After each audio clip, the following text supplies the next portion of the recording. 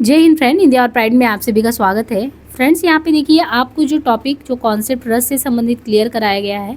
यहाँ पे आपको रस से संबंधित जो काव्य शास्त्र में रस, भारतीय काव्य शास्त्र में रस बहुत ही अहम जो आपका एक तत्व है काव्य शास्त्र का, उस पर बात करने वाले हैं। और इनसे रस से कैसे क्वेश्चन आते हैं आप यहाँ पे देख सकते हैं। ये जो क्वेश्चन है यूपी पीजीटी 2021 का क्वेश्चन है।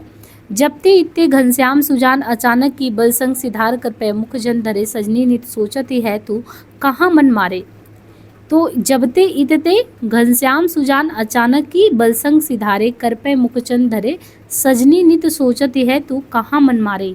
इनमें देखिए तो किस संचारी भाव का आपको लगता है? मोह है, ग्लानि है, स्मृति है, वितर्क है। तो जबते इतते घनश्याम सुजान अचानक की बलसंग सिधारे, इन पंक्तियों में आपको क्या उल्लेखित यानी क्या दिख रहा है? तो यहाँ पे देखिए उपयुक्त पंक्तियों में स्मृति नामक संचारी भाव का उल्लेख है। क्या है? उपयुक्त पंक्तियों में स्मृति नामक संचारी भाव का उल्लेख किया गया है। संचारी भाव कुल कितने होते हैं? तो संचारी भाव कुल 33 होते हैं। देव ने 34वां संचारी भाव जो है किसको माना है? तो छल को। तो इन पंक्ति में स्मृति नामक संचारी भाव है। संचारी भाव की संख्या 33 माना गया जो सर्वमान्य है। देव ने 34वां संचारी भाव छल को माना है। शुक्ल जी ने चकपकाहट नामक संचारी भाव को 35वां माना है। तो एक ये हुआ कि 33 कुल होते हैं और देव ने 34वां माना है, तो कुल तो 33 होते हैं। देव ने 34वां संचारी भाव माना है तो छल को माना है, और शुक्ल जी ने चकपकाहट नामक संचारी भाव को 35वां माना है।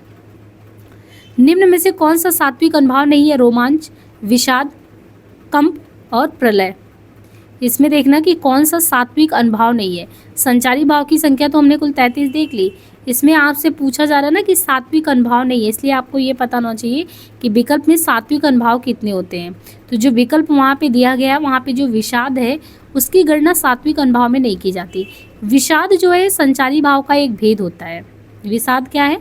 जो 33 संचारी भाव देखें तो विषाद जो है संचारी भाव का एक भेद है। और बाकी सात्विक अनुभाव के बारे में बात करें तो सात्विक अनुभाव यानी आश्रय के शरीर से उसके बिना किसी बाहरी प्रयत्न के, आश्रय के शरीर से उसके बिना किसी बाहरी प्रयत्न के स्वतः उत्पन्न होने वाली चेष्टाएं जो है सात्विक अनुभाव कहलाती हैं। इसी को आयत्नज भाव भी कहते हैं। यानी आश्रय के शरीर से उसके बिना किसी बाहरी प्रयत्न के स्वतः उत्पन्न होने वाली जो चेष्टा उसी को सात्विक कहते हैं, और इसी सात्विक को आयत्नज भी कहते हैं। सात्विक अनुभाव कुल 8 प्रकार के होते हैं। उन 8 में होता है स्तंभ, श्वेद, स्वरभंग, वेपथु, वैवर्ण, अश्रुपात, रोमांच, प्रलय। तो स्तंभ है, स्वेद है, स्वरभंग है, वेपथु है, वैवर्ण है, अश्रुपात है, रोमांच है, प्रलय है। अखिल भुवन चर अचर जग हरिमुख में लखि मातु चकित भई गदगद वचन विस्तृत दृग पुलकातु। अखिल भुवन चर अचर जग हरिमुख में लगी मातु। यहाँ पे है कि अखिल भुवन चर अचर जग हरिमुख में लखि मातु चकित भई गदगद वचन विकसित दृग पुलकातु। निम्न पंक्तियों में निहित रस क्या है? तो इसमें देखने को आपको मिलेगा अद्भुत रस। यानी अखिल भुवन चर अचर जग हरिमुख में लखि मातु, इनमें अगर आप देखें तो आपको अद्भुत रस का वर्णन देखने को मिलेगा, जहाँ माता यशोदा द्वारा श्री कृष्ण के बाल रूप मुख में संपूर्ण सृष्टि चर अचर का दर्शन करने के कारण आश्चर्य उत्पन्न होता है। अद्भुत रस जब किसी व्यक्ति के मन में अद्भुत या आश्चर्यजनक वस्तुओं को देखकर विस्मय, आश्चर्य आदि के भाव उत्पन्न हो तो वहाँ पे अद्भुत रस होता है। इसका भाव अस्थायी भाव आश्चर्य होता है। भरत मुनि ने वीर रस से अद्भुत की उत्पत्ति बताई तथा इसका वर्ण पीला एवं देवता जो है ब्रह्म कहा है। निम्न विकल्पों में अस्थायी भाव तथा उनके आधार पर कल्पित रसों के नाम। तो इनमें से गलत विकल्प को पहचाना है। शोक, करुण रस, रति, श्रृंगार रस। इसमें गलत कौन सा है? जैसे शोक, करुण रस, रति, श्रृंगार रस, उत्साह, वीर रस, अमरस, भयानक रस। तो इसमें आपको देखना है कि दिए गए उसमें गलत विकल्प को पहचाना। तो गलत क्या है? अमरस, भयानक रस। यानी शोक, करुण रस सही है, रति, श्रृंगार सही, उत्साह, वीर रस सही है। दिए गए विकल्पों में भयानक रस का स्थायी भाव भय होगा, ना कि अमरस होगा। बाकी रति श्रृंगार का है, शोक करुण का, उत्साह वीर का है। निम्नलिखित में से कौन सा रस का अवयव नहीं है? व्यभिचारी, अस्थायी, विभाव, अलंकार। तो इनमें से कौन सा रस का अवयव नहीं है? अलंकार। भाव विभाव जैसे होता नहीं, तो भाव तो दिया ही नहीं है। विभाव, अस्थायी भाव, व्यभिचारी, तो अलंकार रस का अवयव नहीं है। जबकि व्यभिचारी भाव, विभाव एवं अस्थायी यानी अलंकार जो है वो रस का अवयव नहीं है, जबकि व्यभिचारी भाव, विभाव और अस्थायी भाव रस के अवयव है। तो क्या क्या है? व्यभिचारी भाव, व्यभिचारी भाव, विभाव और अस्थाई भाव ये रस के अवयव हैं। भरत मुनि ने अपने नाट्य शास्त्र में भाव की संख्या कितनी बताई है? तो उन्होंने जो संख्या बताई वो 49 है, जिसमें उन्होंने 33 व्यभिचारी भाव और 8 अस्थाई भाव, शेष 8 सात्विक बताया है। निम्नलिखित में से किसे संचारी भाव कहते हैं? विभाव, अनुभाव, व्यभिचारी, अस्थाई। तो किसे इसमें संचारी भाव कहते हैं? व्यभिचारी को। व्यभिचारी भाव को संचारी भाव भी कहा जाता है ना, व्यभिचारी को संचारी भी। संचारी भाव की संख्या कितनी है? कुल 33 संख्या मानी गई। संचारी भाव किसी न किसी अस्थाई भाव के साथ प्रकट होते हैं, अर्थात व्यभिचारी या संचारी भाव अस्थाई भावों के सहायक होते हैं जो अनुकूल परिस्थितियों में घटते बढ़ते रहते हैं। भरत मुनि ने रसों की संख्या कितनी मानी है? भरत मुनि ने रसों की संख्या इसमें कितनी मानी है? तो उनके अनुसार जो रसों की संख्या है वो 8। भरत मुनि ने नाट्यशास्त्र नामक ग्रंथ की रचना की। भरत मुनि को संस्कृत काव्यशास्त्र का पहला आचार्य भी माना जाता है। इनका समय वही द्वितीय सदी है। शांत रस के प्रतिष्ठापक उद्भट, वात्सल्य रस के विश्वनाथ, भक्ति रस के रूप गोस्वामी तथा प्रयाण रस के रुद्रट हैं। रस सिद्धांत का प्रवर्तक किसे माना जाता है? अभिनव, जयदेव, भरत मुनि, जगन्नाथ। तो ये हैं आचार्य भरत मुनि। रस सिद्धांत के प्रवर्तक हैं आचार्य भरत मुनि। इनको संस्कृत काव्यशास्त्र का पहला आचार्य भी माना जाता है। भरत मुनि ने नाट्यशास्त्र की रचना की जिसमें 36 अध्याय हैं। तो एक तो रस सिद्धांत के प्रवर्तक आचार्य भरत, और इनको संस्कृत काव्यशास्त्र का पहला आचार्य भी माना जाता है। भरत मुनि ने नाट्यशास्त्र की रचना की जिसमें 36 अध्याय हैं। भरत मुनि के रस के सिद्धांत के पहले व्याख्याता का नाम क्या? आचार्य भट्टलोलट है, जिनका सिद्धांत है उत्पत्तिवाद। राम को रूप निहारत जानकी, कंगन के नक की परिछाई, याते सब सुधि भूल गई, करटे की रही पल टारट नाही। पंक्ति में कौन सा रस है? तो राम को रूप निहारत जानकी, कंगन के नक की परिछाई, याते सबे सुधि भूल गई, करटे की रही पल टारत नाही। पंक्ति में इनमें देखें तो कौन सा रस है? श्रृंगार रस। देखिए, राम को रूप निहारती जानकी, कंगन के नग की परिछाई, याते सब सुधि भूल गई, करटे की रही पल टारत नाही। ये जो पंक्ति है इसमें है श्रृंगार रस। नायक नायिका के सौंदर्य तथा प्रेम संबंधी वर्णन की परिपक्व अवस्था श्रृंगार रस का यहाँ पे वर्णन है। इसके दो भेद हैं, संयोग और वियोग। ये वो उस स्थान पर होता है जहाँ नायक और नायिका की संयोगावस्था का वर्णन होता है, संयोग। वियोग ये उस स्थान पर होता है जहाँ नायक और नायिका की वियोगावस्था का वर्णन होता है। जैसे देखो तात वसंत सुहावा, प्रियाहीन मोहि उर उपजावा।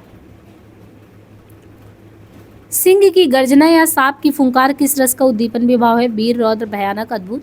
तो ये भयानक का। भयानक रस का स्थायी भाव क्या है? भयानक रस का स्थायी भाव भय है। हिंसक पशुओं का स्वर यथा सिंह की गर्जना तथा सांप का पुकारना भयानक रस का उद्दीपन है। प्रसादकृत कामायनी का ये पंक्ति भयानक रस का ही एग्जाम्पल है। उधर गरजती सिंधु लहरिया, कुटिल काल के जालों सी, चली आ रही फेन उगलती, फन फैलाए ब्यालों सी। विषय द्वारा की गई क्रियाएं और वह स्थान जो रस निष्पत्ति में सहायक होते उन्हें क्या कहते हैं? तो उन्हें कहते हैं उद्दीपन विभाव।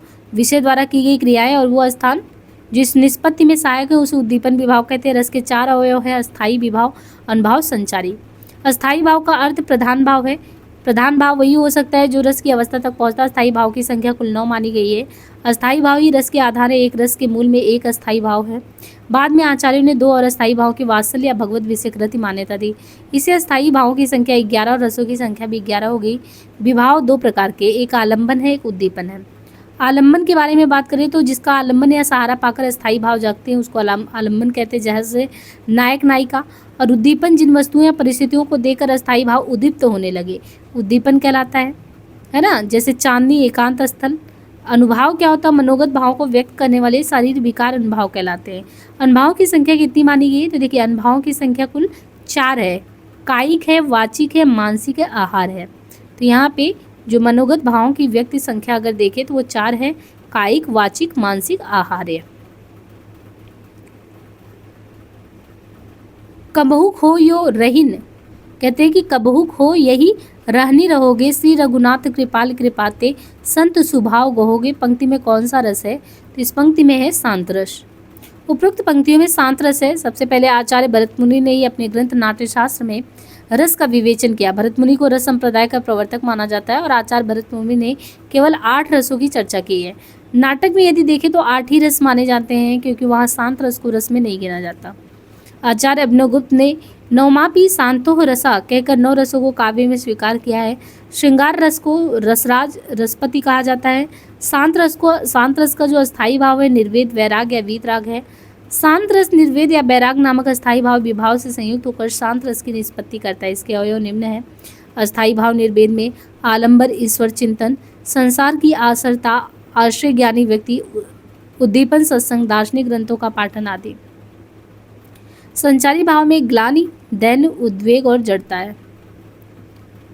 तंबूरा ले मंच पर बैठे प्रेम प्रताप, साज मिले 15 मिनट, घंटा भर आलाप। घंटा भर आलाप राग में मारा गोता, धीरे धीरे खिसक चुके थे सारे श्रोता। पंक्ति में कौन सा रस है? तो यहाँ पे है हास्य रस। उपयुक्त पंक्ति में हास्य रस है। हास्य रस का अस्थायी भाव, हास्य होता रसों की संख्या 9 है, मूलतः 8 रस ही माने जाते हैं। बाद के आचार्यों ने 2 और भाव वात्सल व भागवत को भी जोड़ दिया है। इस प्रकार अस्थायी भाव की कुल संख्या हो गई 11 तक। हास्य रस किसी व्यक्ति के विकृत आकार, वेशभूषा आदि चेष्टा के बारे में बताते हैं। रस को काव्य का क्या माना जाता है? कारक, आधार, आनंद, आत्मा। तो ये आत्मा। रस को काव्य की आत्मा माना जाता है। रस को काव्य की आत्मा के रूप में सबसे पहले विश्वनाथ ने मान्यता दी। रस को ब्रह्मानंद सहोदर सबसे पहले भट्टनायक ने कहा। किलकत कान्हा गुटरोन आवत, मणिमय कनक नंद के आंगन बिंब पकड़िए धावत में कौन सा रस निहित है? तो ये है वात्सल्य। उपरोक्त पंक्तियों में वात्सल्य रस है। बालकृष्ण की बाल सुलभ चेष्टाएं आलंबन है। वात्सलता या स्नेह अस्थायी भाव उद्दीपन है। किलकना अनुभाव, रोमांचित होना, मुख चूमना। संचारी भाव हर्ष चपलता है। मनरे तन कागज का पुतला, लागे बूद बिनस छाए जिनमें, गर्व करे क्या इतना में कौन सा रस है? तो मनरे तन कागज का पुतला, लागे बुध बिनस जाए छिन में, गर्व करे क्या इतना में कौन सा रस है यहाँ पे? तो यहाँ पे है शांत रस। उपरोक्त पंक्तियों में शांत रस, इन पंक्तियों में आत्मज्ञान के बाद वैराग्य की भावना को दर्शाया गया। इस वैराग्य भावना को ही निर्वेद कहते हैं। यही निर्वेद शांत रस का स्थायी भाव होता है। अस्थायी भाव जब विभाव, अनुभाव एवं संचारी भावों के योग से आस्वादन करने योग्य हो जाता है, तब सहृदय प्रेक्षक के हृदय में रस रूप में उसका आस्वादन होता है। रस की ये परिभाषा किस विद्वान ने दी थी? तो ये दिया गया था आचार्य श्याम सुंदर दास के द्वारा। रस की उपर्युक्त परिभाषा आचार्य श्याम सुंदर दास की है और श्याम सुंदर दास के अनुसार हृदय के चित्त का सादृढ़ीकरण होता है। साहित्य लोचन रूपक रहस्य मेरी आत्म कहानी 1941 ईस्वी तथा हिंदी भाषा का विकास इनके प्रमुख मौलिक ग्रंथ है। साहित्य दर्पण में आचार्य विश्वनाथ वाक्यम रसात्मकम काव्यम कहते हैं। आचार्य शुक्ल जिस प्रकार आत्मा की मुक्तावस्था ज्ञान दशा होती है, उसी प्रकार हृदय की मुक्तावस्था रसदशा कहलाती है। उधर गरजती सिंधु लहरिया कुटिल काल के जालों सी, चली आ रही फेन उगलती फन वैलाए व्यालो सी। इसको पढ़ने के बाद आपको क्या लगेगा? ये फन फैलाए, कोई सांप चला रहा है तो एकदम देख के लगेगा ये भयानक। तो ये देखिए टीजीटी का क्वेश्चन है। उधर गरजती सिंधु लहरिया कुटिल काल के जालों सी, किसी भयानक दृश्य को देखने से उत्पन्न जो भय की परिपक्वावस्था उसी को भयानक कहते हैं। भरत मुनि नाट्य साथ विभावानुभाव व्यभिचारी संयोग दृशा निष्पत्ति। भरत मुनि ने कुल 8 रस माने हैं। शांत रस इसमें 9वां रस है। 10वें रस के रूप में वात्सल रस माना जाता है। निम्नलिखित में से किस रस का स्थायी भाव रति है? करुण, श्रृंगार, हास्य, वीर। तो रति किसका है? श्रृंगार का। श्रृंगार रस का स्थायी भाव रति है। आचार्य भरत मुनि ने अपने नाट्य शास्त्र में भावों की संख्या कुल 49 मानी है, जिसमें 33 संचारी है, 8 अस्थायी है, शेष 8 सात्विक भाव है। भरत मुनि ने 8 रसों का उल्लेख किया है। अभिनव गुप्त ने कुल 9 रसों का उल्लेख किया है।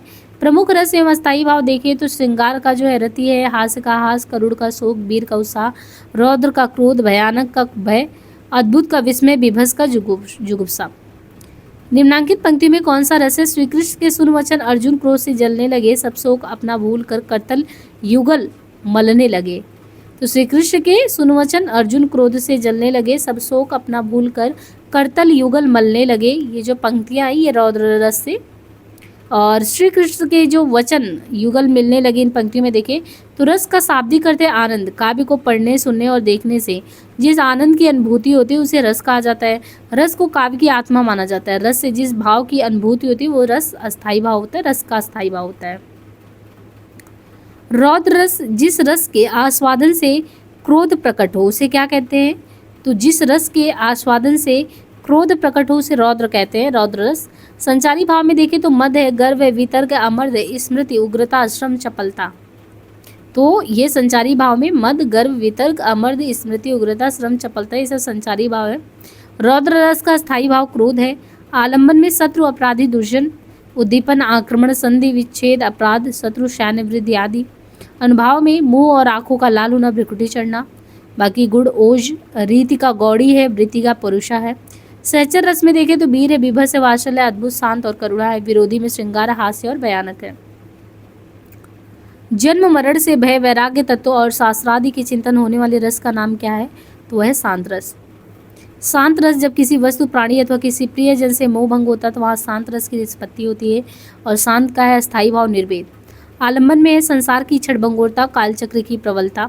अनुभाव में है स्वार्थ त्याग, संयम, नियम, सत्संग करना, प्रपंचों से बचना, गृह त्याग, संसार के प्रति मन न लगना। संचारी भाव में धृति, मीत, विभोध, चिंता, हर्ष, स्मृति, संतोष, विश्वास, उद्दीपन, जीवन की अनित्यता, सत्संग, धार्मिक ग्रंथों का अध्ययन, ये सभी है। निम्नलिखित में से भयानक रस के संचारी भाव में कौन कौन सा आता है? तो भयानक में आता है त्रास, आवेग, दैन, शंका, अपस्मार। देखिए, किसी बलवान शत्रु या भयानक वस्तु को देखकर जो भय उत्पन्न होता है वो भयानक होता है। आलम्बन में देखिए भयानक रस के बारे में कि कैसे उत्पन्न होता है ये बताया गया है। फिर आलम्बन क्या होता है और उद्दीपन क्या होता है, अनुभाव क्या होता है, संचारी भाव, ये चीज़ें पता होनी चाहिए ना। तो आलम्बन क्या है कि पाप, सामाजिक तथा अन्य बुराइयां, हिंसक जीव जंतु, प्रबल अन्यायकारी व्यक्ति, भयंकर अनिष्टकारी वस्तु, देवी, संकट, भूत प्रेत आदि। तो आलम्बन क्या है। फिर उद्दीपन में आश्रय की असहाय अवस्था। उद्दीपन क्या है? आश्रय की असहाय अवस्था, आलम्बन की भयंकर चेष्टाएं, निर्जीव स्थान, अपशगुन आदि उद्दीपन है। और अनुभाव का क्या मतलब है? देखिए यहाँ पे हाथ पांव कांपना, नेत्र विकराल होना, भागना, जड़ता, मूर्छा, सरल ढूंढना, दैन, प्रकाशन, रुदन। और संचारी भाव में शंका, आवेग, अमर्ष, स्मृति, आशंका, स्मरण, घृणा, शोक, भ्रम, ग्लानि, चिंता, दैन, चपलता, निराशा, आशा, ये सभी होता है। रौद्र रस का फिर अस्थायी भाव यहाँ पे पूछा गया क्या है? तो रौद्र रस का स्थायी भाव क्रोध होता है। धार्मिक महत्व के आधार पर इसका वर्ण लाल एवं देवता रुद्र है। रौद्र रस के अवयव में अस्थायी भाव क्रोध है। आलम्बन, उद्दीपन, अनुभाव, संचारी भाव। तो आलम्बन में विपक्षी अनुचित बातें कहने वाला व्यक्ति, उद्दीपन में विपक्षियों के कार्य उक्तियाँ, अनुभाव मतलब मुख लाल होना, और ये सारी चीज़ें दी हैं। वो जब अच्छे से आप रस के बारे में पढ़ लेंगे तो फिर समझ में आएगा कि हाँ ये जो है कॉन्सेप्ट रस का कहाँ से क्वेश्चन आ रहा है। जैसे पीजीटी में यहाँ पे क्वेश्चन है, बार बार आया है, अलग अलग सिपनों की विभत्स रस। तो जितने भी आपको अस्थायी भाव है उनको ध्यान रखना है। और जैसे विभत्स है ना, तो विभत्स का जुगुप्सा होगा। रस 9 प्रकार के होते हैं। वात्सल को देखिए, वैसे तो रस 9 प्रकार के हैं। वात्सल रस को 10वां एवं भक्ति रस को 11वां रस कहते हैं, तो ये भी पता होना चाहिए। तो विभत्स का स्थायी भाव जुगुप्सा हो गया। रस कुल 9 प्रकार के हो गए। वात्सल रस को 10वां एवं भक्ति रस को 11वां माना गया है। वात्सलता तथा भक्ति विषयक रति इनके स्थायी भाव हैं। रस के प्रकार में देखें तो श्रृंगार रस रति, हास्य हास, रौद्र क्रोध, करुण रस शोक, वीर रस का उत्साह, अद्भुत का आश्चर्य, विभत्स रस का घृणा या जुगुप्सा, भयानक का भय, शांत रस का निर्वेश। आपको यही क्रम से ध्यान रखना है, इसमें ये चीज़ याद रहना चाहिए। अब यहाँ पे जैसे ये दे दिया ना कि रति, हास, ये सब कौन सा चीज़ है? रति है, हास है, शोक है, क्रोध है, भय, ये सब क्या आता है? भावनाओं की गिनती में इन्हें हम किसके तहत रखते हैं? तो ये सभी अस्थायी भाव हैं, है ना। रस वैसे 9 प्रकार के हैं और वात्सल रस को 10वां एवं भक्ति रस को 11वां माना गया है। तो वैसे देखेंगे आप, रस 9 प्रकार के हैं और वात्सल रस को इसमें 10वां माना गया और भक्ति रस को 11वां रस माना गया है। वात्सलता तथा भक्ति इनके अस्थायी भाव हो जाते हैं। तो विभाव वजह या कारण या प्रेरणा होता है। ये वचन, शरीर, इशारों और मानसिक भावनाओं का विवरण करते हैं। ये 2 प्रकार के हैं। एक आलम्बन विभाव, मौलिक निर्धारण और उद्दीपन होता है। अनुभाव यानी जिसका उद्भव वाक्य और अंगाभिनय से होता है उसे अनुभाव कहते हैं। अस्थायी भाव से रस का जन्म होता है जो भावना स्थिर और सार्वभौम होता है। संचारी भाव जो रस की वस्तु या विचार का नेतृत्व करते हैं उसे संचारी भाव कहते हैं। संचारी भाव कितने प्रकार के होते हैं? तो ये हैं 33। संचारी भाव की संख्या 33 होती है। संचारी भाव रस परिकल्पना के तहत आश्रय के चित्त में स्थायी भाव के साथ आते जाते रहते हैं।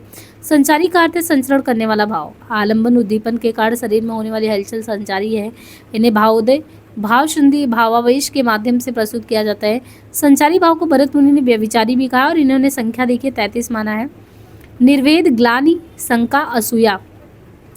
निर्वेद, ग्लानि, शंका, असूया, मद, श्रम, आलस्य, दैन्य, चिंता, मोह, स्मृति, धृति, व्रीड़ा, चपलता, हर्ष, आवेग, जड़ता, गर्व, विषाद, औत्सुक्य, निद्रा, अपस्मार, स्वप्न, विबोध, अमर्ष, अहिता, उग्रता, मति, व्याधि, उन्माद, मरण, वितर्क, त्रास। महाकवि देव ने कुल 34वां संचारी भाव किसको माना है?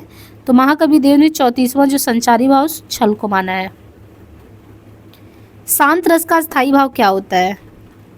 यहाँ पे क्वेश्चन है कि जो शांत रस है इसका स्थायी भाव क्या? हास, निर्वेद, जुगुप्सा या विस्मय। तो यहाँ पे यदि हम देखें कि शांत रस का तो शांत रस का स्थायी भाव निर्वेद है। शांत रस का स्थायी भाव निर्वेद है। संसार से वैराग तथा परमात्मा की सत्ता का ज्ञान हो जाने पर संसार तथा सांसारिक उपभोग के प्रति हृदय में एक प्रकार की ग्लानि अथवा वैराग्य सा हो जाता है और संसार का सब कुछ छोड़कर ईश्वर भक्ति, कीर्तन या प्राकृतिक स्थल पर एक विशेष आनंद आने लगता है। तो हृदय की इस वैराग्य भावना को निर्वेद कहा जाता है, जो अस्थायी होकर विभावन भाव तथा संचारी भाव से संयुक्त होकर शांत रस कहलाता है। हास्य रस का अस्थायी भाव देखें तो हास्य, विभस का, जुगुप्सा, अद्भुत का, विस्मय है।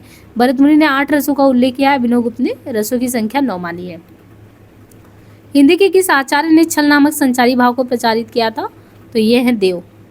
आचार्य देव ने छल नामक संचारी भाव को प्रचारित किया। भरत मुनि ने संचारी भाव की संख्या कुल 33 माना है। तो आचार्य देव ने छल और संचारी भाव की संख्या 33, जबकि देव ने छल नामक संचारी भाव जोड़कर इसकी संख्या 34। तो वैसे तो 33 है, लेकिन छल नामक संचारी भाव इन्होंने जोड़ा है, और शुक्ल ने चकपकाहट नामक संचारी भाव जोड़कर इसकी संख्या 35 बता दी है। आश्रय के हृदय में उत्पन्न होने वाले अस्थिर मनोविकारों को संचारी भाव कहते हैं। ये संचारी भाव इसलिए कहे जाते हैं क्योंकि ये स्थिर नहीं रहते और बीच बीच में प्रकट होकर विलीन हो जाते हैं, इसलिए कहते हैं।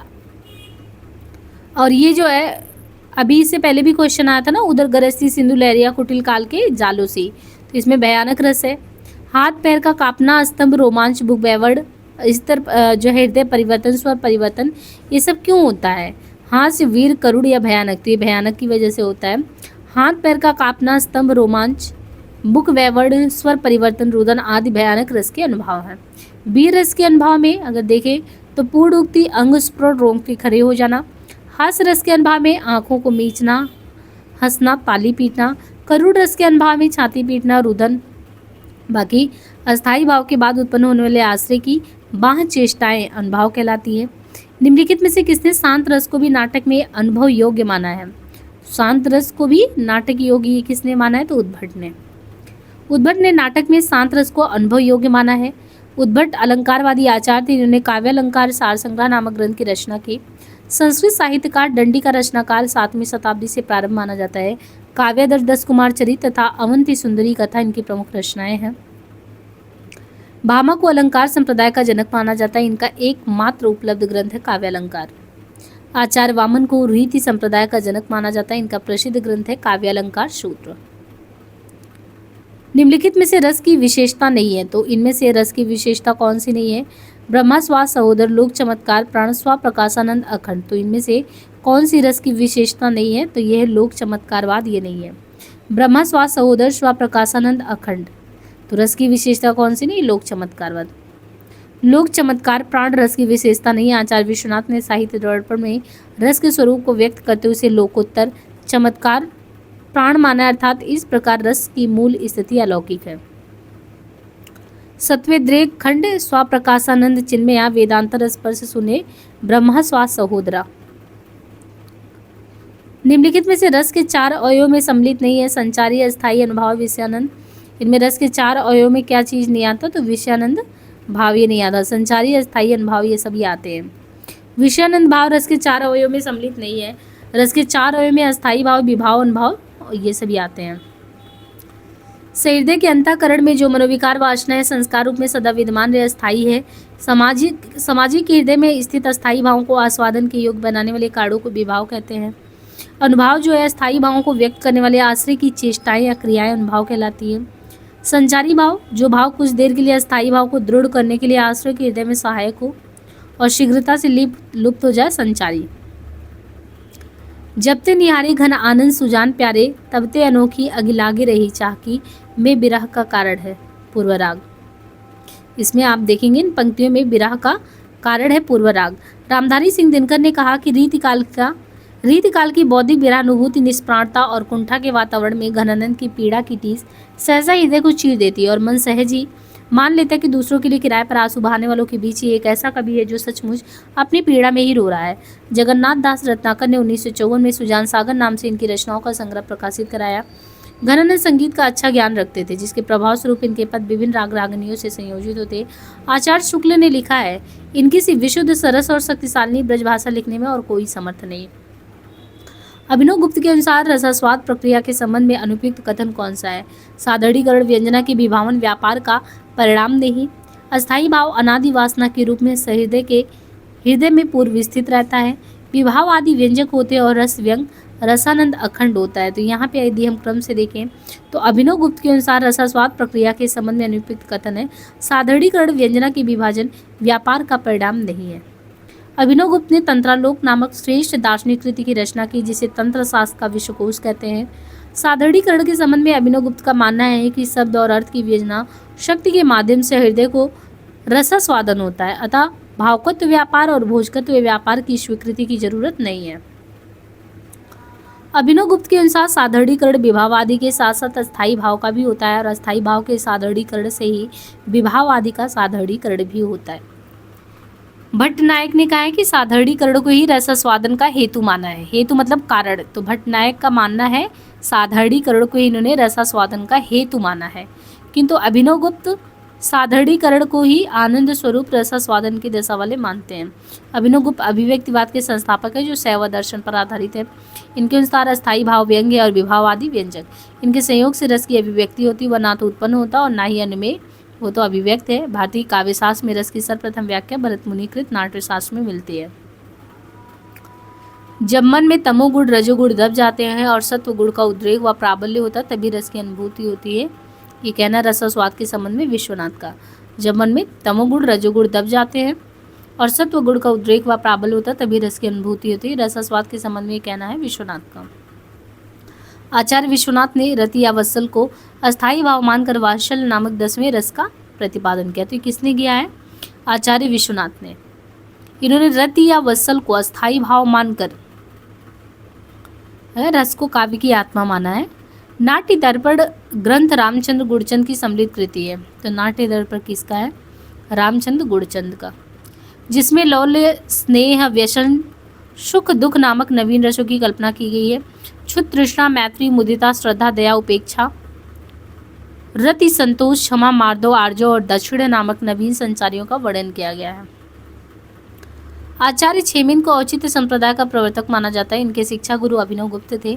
क्षेमेंद्र ने अपने ग्रंथ औचित्य विचार चर्चा में औचित्य को क्या माना है? काव्य का मूलभूत तत्व माना है। शारदा तनय का समय 13वीं सदी का मध्य भाग स्वीकार किया जाता तथा ये कश्मीर के निवासी थे। कौन? शारदा तनय। शारदा तनय ने भाव प्रकाशन नामक ग्रंथ की रचना की। इसमें 10 अधिकार अध्याय हैं। मैं ऐसा महावीर हूँ, पापड़ तोड़ सकता हूँ, अगर गुस्सा आ जाए तो कागज को मरोड़ सकता हूँ। में कौन सा रस निहित है? तो यह है हास्य।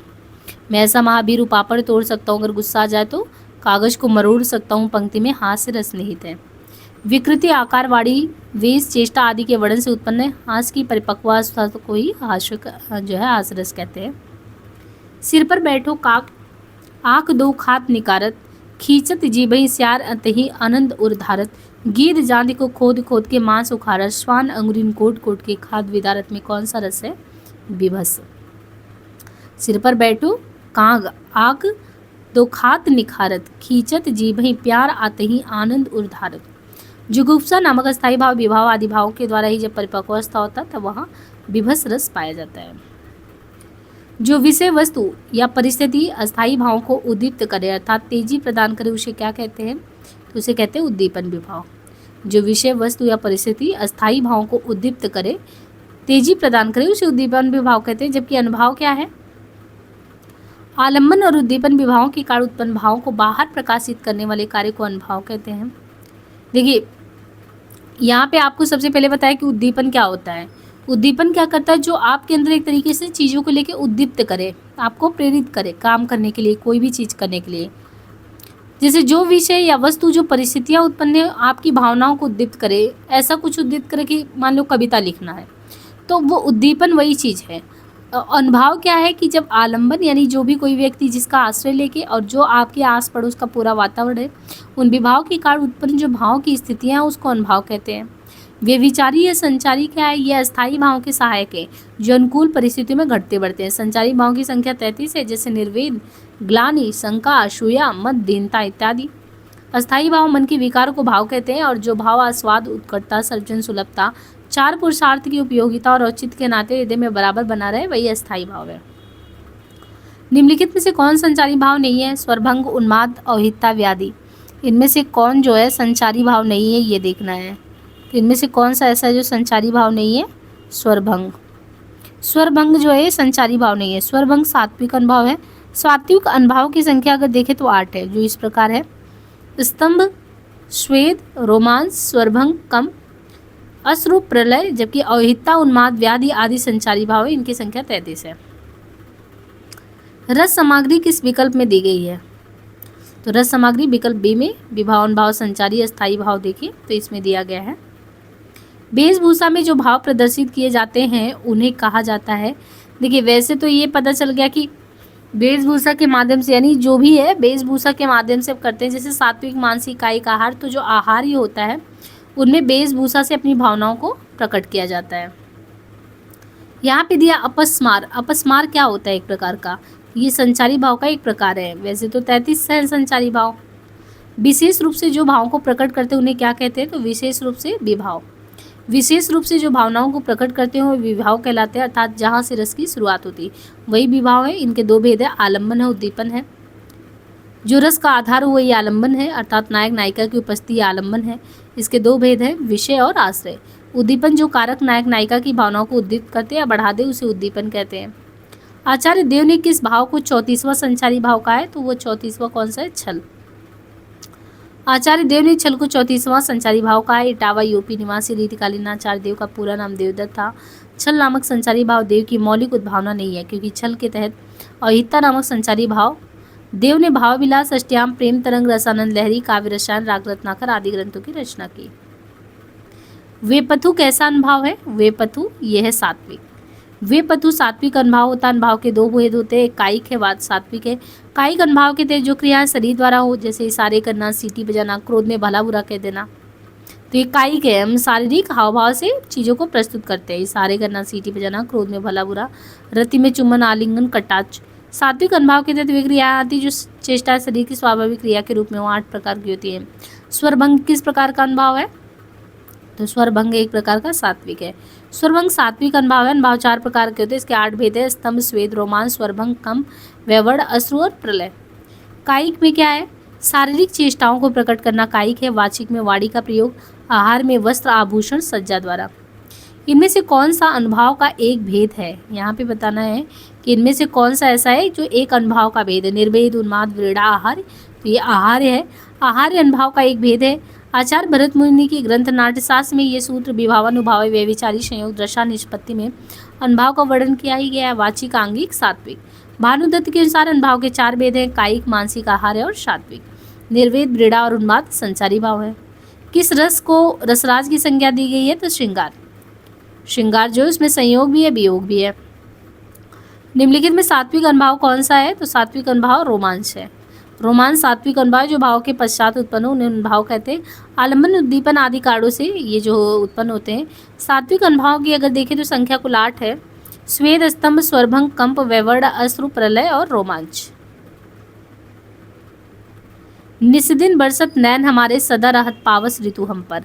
तो यहाँ पे ये देखिए वियोग श्रृंगार है इसमें, निस्दिन रहत है ना। वैसे संयोग और वियोग 2 होते हैं और यहाँ पे श्रृंगार रस को कार्य व्यापार की व्यापकता को ध्यान में रखते हुए महाराज भोज ने रसराज कहा है। जसोदा हरि पालने झुलावे, हलरावे दुलरावे मलहावे, जुई सोई कछु गावे। उपयुक्त पंक्ति में कौन सा रस है? तो इसमें क्या है? वात्सल्य रस। प्रश्नोक्त जो पंक्ति है इसमें जब पुत्र शिष्य आदि के प्रति स्वाभाविक स्नेह भाव जागृत करे तो ये वात्सल्य रस की निष्पत्ति होती है।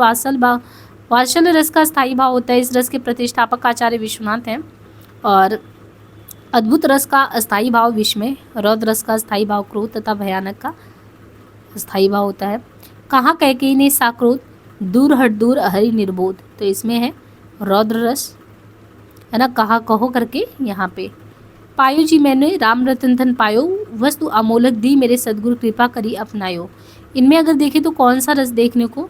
तो पायो जी मैंने, पायो ये करके है कि भक्ति रस का जो उनको प्रसाद मिला है। तो प्रश्नोक्त पंक्ति में देखिए रूप गोस्वामी ने जो है भक्ति रस को स्थापित किया। इसका स्थायी भाव भगवत विषयक रति है।